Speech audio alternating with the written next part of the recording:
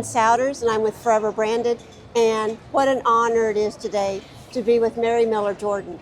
And I can honestly say from my heart, I know this is one gal that is truly forever branded. And I'm going to have her tell you how she's forever branded and what she does to stay forever branded and how much it means to her down in her heart. Mary? I'm so honored. I love you, and I don't even know where to start. The Mustangs have just always been the place where I could find myself, could connect with myself in the truest way. You know, I mean, the horse, it's always been the horse, but it's, once I met the Mustangs, it's, you know, it's like they have that horse, but more so quality. And yeah, I mean, I could not imagine not having wild horses all around us, which is why we, you know, founded a sanctuary. I Am Heard Mustang Sanctuary is our home. We have 26 Mustangs. Many of them will not come to a place like this. Right. You know, not all Mustangs need to or want to. And that's okay. That is so okay. I mean, They just like us, they all have different things that they are uniquely good at. And what we're all about is honoring that, honoring their choice, and really helping them be able to have the opportunity to be appreciated for who they are. We do a lot of retreats, wellness programs at the sanctuary, and honestly, when we have people come out to connect with the wild horses, it's the wild horses that don't want to come to a space like this that most of the humans find the deepest heart connection with. So, you know, every one of them are so special. Well, when I first met Mary, it was a long time ago. It was a long time ago. And it was with your first Mustangs. Mm-hmm. And the thing that I love the most, Mary trains from the inside out. And your Mustangs become you. Aww. I mean, and you become them. Yeah. And it becomes one. And tell us a little bit about the relationship. The Mustang that you've brought here is very special, has a very special name because that's what she is. Mm-hmm. And tell us a little bit about her and how you got her, and you're truly forever branded with that horse. Mm-hmm. Yeah, with that. And they, you know, I feel like what I find with the Mustangs is they each mirror a facet inside of me, and they're also different. So it's not like they instantly become who I am. If that was the case, I'd have 26, you know, head of horses that were all the same, and that is so not true. But yet every single one of them that I'm drawn to and that's drawn to me and that I can, you know, create a connection with, there's something inside of me that needs to be seen, that horse helps me see. And through honoring them, I find that I'm also honoring myself. And the first Mustang was Lindsay's Faith years ago that we met through, and I still have her. She is the matriarch of the sanctuary. Yes. She paved the way. She did so many things. She's the one that became the Breyer model horse and won the national America's Favorite Trail Horse so many years ago. Well, she won all our hearts. Is what she did. She did. It was, but she is also one that a crowd of people was always a challenge for her. You know, the freestyle finals, that first makeover that we did, I mean, it was a big challenge for her. And I promised her after that, we don't have to create this way. Like, we can create in the way. And so she loves the trails. She loves being in space. She doesn't mind a camera as long as somebody's watching her and she doesn't have to watch them. But thankfully, we have other Mustangs that have come into my life that are really able to handle the crowd, and some of them even really love the crowd. And Magic is one. I've had her. We adopted her. She was our third Mustang we ever adopted. She was my one and only random draw for a competition. All the other ones I picked out, she was a random draw. And actually, I'd drawn a different horse, but the horse had fallen and wasn't sound enough to travel, so they were going to give me one from the pool. And so they hold up the BLM person holds up 4 sheets of paper with the back of them, so I can't see, right?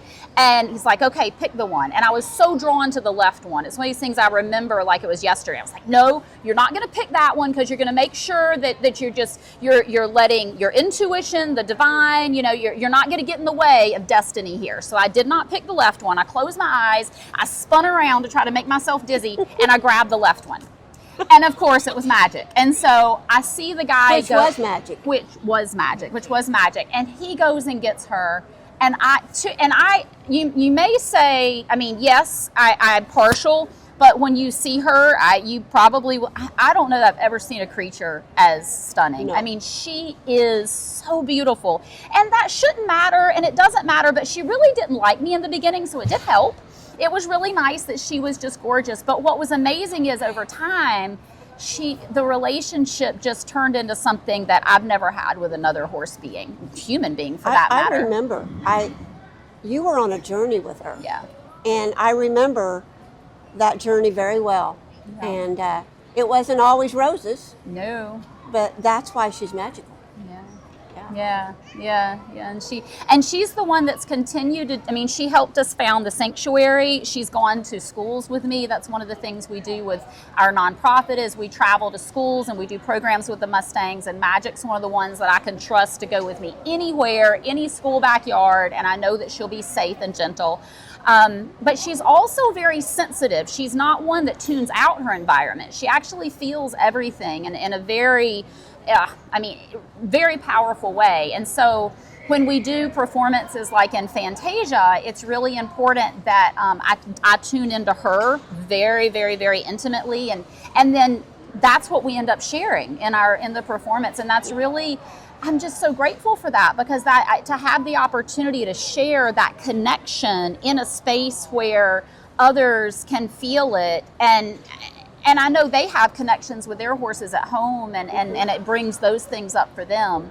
So when we did, I had not done any freestyles for a while because we had gotten so involved, doing our wellness programs and just really a focus on getting I Am Heard established. And then we did dive back in and did the celebrity shows when that came about, the celebrity makeovers, and that kind of I did that with Magic, and that's when the Magic play was born, and then that's what's turned into coming to Equine Affaire and sharing that here. So it's kind of full circle, and now here we are. Do you think giving her and yourself that time has made you appreciate it more and made her, I mean, I've seen this show, and I watch it with wet eyes because it touches me, so it truly is magic. Do you think that helped you both grow in the journey, waiting a little bit? Because it's okay to wait.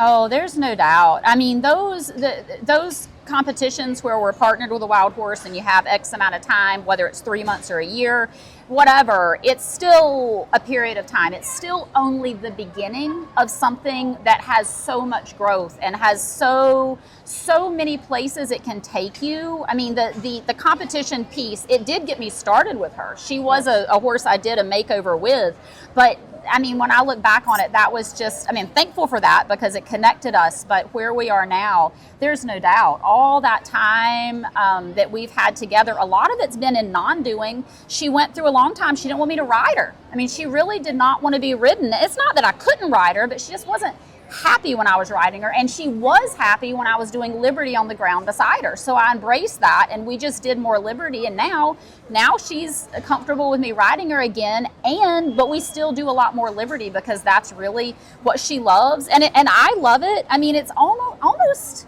I mean, I love to ride, but there's something about skipping beside the horse and mirroring them and them mirroring you in such a exact way that it's quite liberating. So I love that type of creation.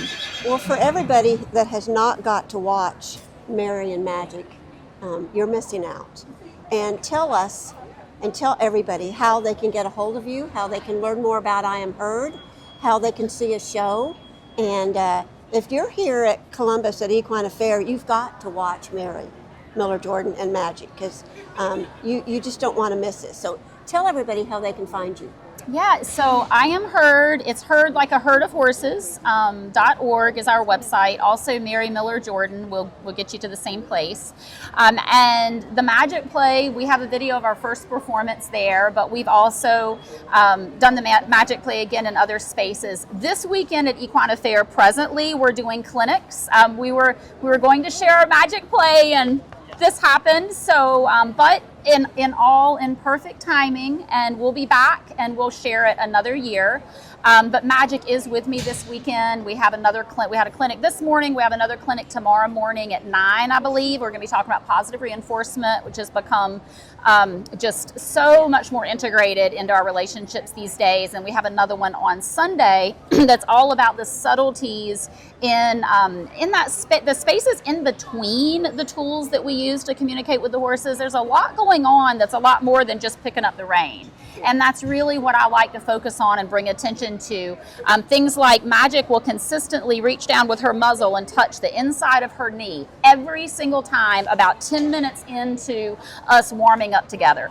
And the heart meridian travels down the inside of the front leg. It crosses over the knee and travels down the outside down to the coronary band, and it is a release point there. It's a calming point that many horses will touch. How many times have we been leading a horse with a lead line and they reach down to rub their nose on their knee? And sometimes we think, oh, you're not supposed to do that, right? Get your head up. You're supposed to be paying attention to me. Many times they're actually they feel that acupressure point kind of being lit up, and all they need to do is just touch it and rub it, and it's a calming point and will help them feel more relaxed. And she does it like clockwork and she did it this morning for our clinic. And it's just wonderful to be able to help people see these subtleties that the horses are always sharing with us. They're always available for us to see and better communicate. But we have to be willing to observe and kind of take a step back and just be open to the horse's experience. And that makes the relationship so much stronger. Okay. For anybody out there that's interested in a wild Mustang, what would you tell them? I would say to follow your heart, follow your intuition. There are so many ways that a human can connect with a wild Mustang. Even if you're a person that is not in a position to adopt a Mustang yourself, there's so many organizations. I Am Herd is one, but there's many out there that you can support a Mustang in need, and you can help that horse have a home forever and be cared for. And if you're drawn to adopt yourself, there's so many out there, and they're amazing, but they're also unique. Just because I think it's really important that we don't just say, just because this is a Mustang, they're going to be, yes, just because it's a Mustang, they're going to be amazing. But it is so important to honor that individual for who they are and get the support that you need.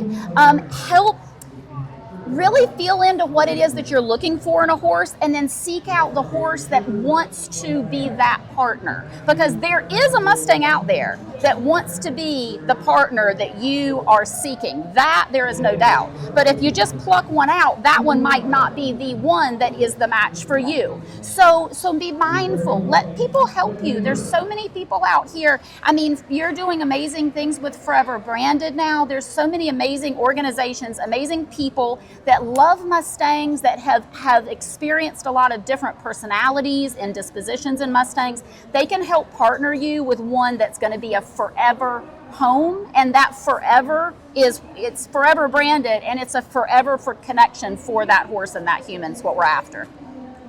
Let me tell you how proud of you I am. So thank you for this time with Mary Miller Jordan, extraordinary Mustang gal. And I know she would be there to help you if you have any questions. Thank you, Mary.